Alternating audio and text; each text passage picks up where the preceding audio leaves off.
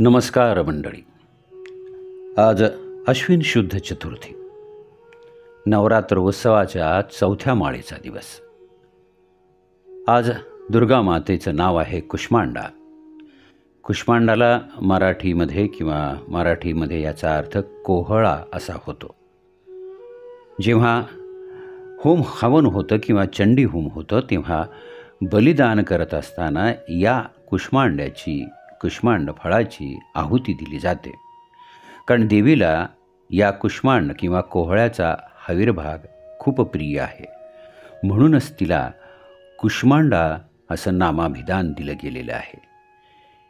ही देवी सृष्टीची आदिस्वरूप शक्ती आहे. असं म्हणलं जातं की तिनंच या ब्रह्मांडाची रचना केली आणि म्हणूनच तिचा निवास हा सूर्यमंडळाच्या आतील लोकात असतो असं सांगितलं जातं. या कुष्मांडा देवीची किंवा दुर्गेची शरीर किंवा स्वरूप कांती ही सूर्याप्रमाणे दैदिप्यमान आहे. तिच्यामुळेच दशदिशा प्रकाशमान होतात. ती अष्टभुजा आहे.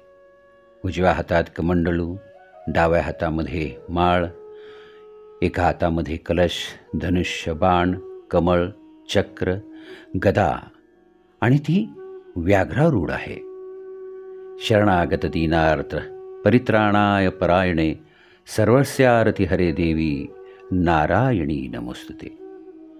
या देवीचा प्रार्थना मंत्र आहे की सुरा संपूर्ण कलशम रुधिरा प्लतुम एवंच दधानाम हस्तपद्माभ्याम कुष्मांडा शुभधास्तु मे.